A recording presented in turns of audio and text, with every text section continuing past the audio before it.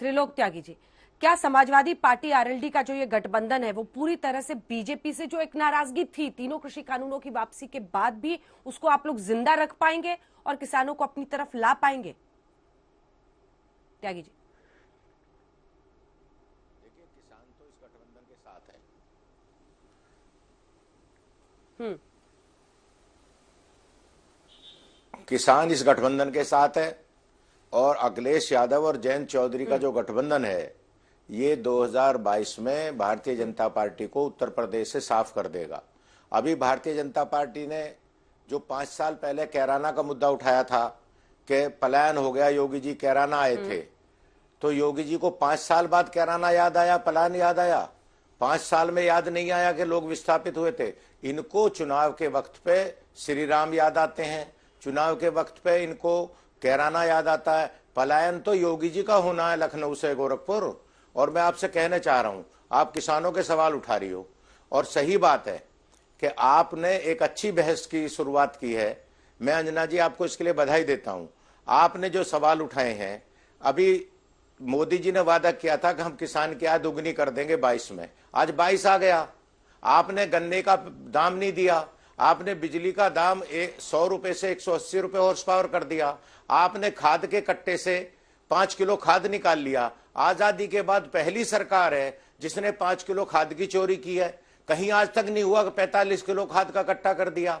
मैं इसलिए इस बात का जिक्र कर रहा हूं कि किसानों के तमाम चीजों का इन्होंने किसानों के साथ अन्याय किया है। गन्ने के किसान का दाम नहीं दिया। अभी टिकैत साहब कह रहे थे कि फरवरी का पैसा नहीं आया। मैं भी गन्ना किसान हूं, मेरा पिछले साल का पैसा अभी तक नहीं आया है। और मैं पूछना चाहता हूं कि हम जो लोन लेते हैं, बैंक से लेते हैं, कोऑपरेटिव सोसाइटी से लेते हैं, हम उस पर ब्याज देते हैं, फिर हमको मिल मालिक से ब्याज क्यों नहीं दिलाया जा रहा? ये सरकार, उत्तर प्रदेश की सरकार गन्ना मिल मालिकों से मिली हुई है, चूंकि इनके दोस्तों की मिले हैं, ये इनके दानदाताओं की मिले हैं, ये किसानों के साथ अन्याय कर रहे हैं। ये भारतीय जनता पार्टी चुनाव में जाने से पहले जो 4000 करोड़ रुपया बकाया पड़ा उसको दिलावे, ये हमारा ब्याज वापस दिलावे। गन्ना 2022 में किसान की आमदनी आधी रह गई है। और ये जो स्वामीनाथन की बात कर रहे हैं, ये जो कहते हैं कि हम एमएसपी दे रहे हैं, ये भारतीय जनता पार्टी का जो मैक्सिमम सपोर्ट प्राइस है, ये मैक्सिमम सपोर्ट प्राइस नहीं है, ये इनका मिनिमम सपोर्ट प्राइस है। 6-7%, 8%, 10% खरीदते हैं। मैं पूछना चाहता हूं कि ऐसा कानून क्यों नहीं बनाते? चाहे मैं गेहूं खरीदूं, चाहे आप खरीदें, चावल, दाल, चीनी जो भी खरीदे, उस पर सबको जो सरकार रेट तय करे वो मिलना चाहिए। ये उस रेट पर तैयार नहीं है। चूंकि जमाखोरी करने वाले भी इनके दोस्त हैं, वो इनमें चुनाव में इनके दानदाता हैं। अगर ये तय कर देंगे कि गेहूं सरकार के रेट से 1 रुपए भी कम पे नहीं बिकेगा, तो इनके लोग फिर ब्लैक मार्केटिंग कैसे करेंगे? किसान से 200 रुपए क्विंटल कम खरीदेंगे और मार्केट में 500 रुपए क्विंटल ज्यादा बेचेंगे।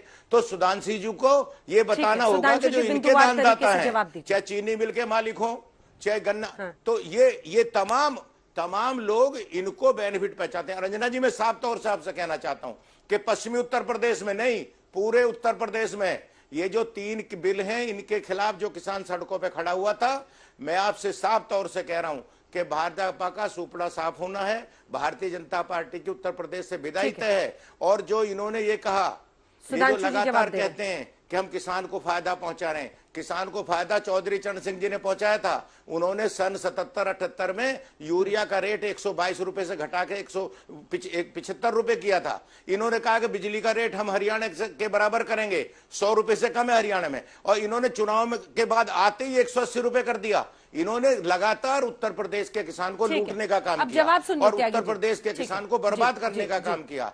योगी जी, मैं 1 मिनट आपका और बहुत देर बाद आप सबसे बाद में मेरे पास आई हैं, तो मैं 1 मिनट और चाहता हूं। मैं आपसे कह रहा हूं, नहीं, मैं आपसे कह रहा हूं कि इन्होंने नौजवान के साथ भी यही किया। इन्होंने कहा कि हम 15 लाख रुपए प्रत्येक साल देंगे, 75 लाख नौकरियां देनी थी, 4.5 लाख नौकरियां दी हैं सुधांशु जी आपके मुख्यमंत्री ने।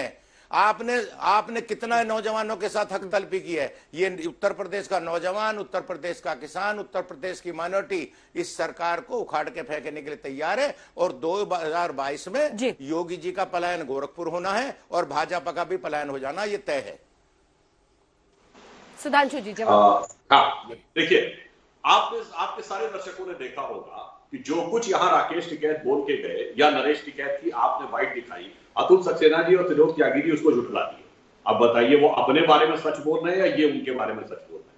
उन्होंने कहा जी हम किसी दल के साथ नहीं, दोनों कहने जी हमारे साथ। इससे साफ हो जाता है कि वो कितना सत्य बोलते हैं, कितना असत्य बोलते हैं।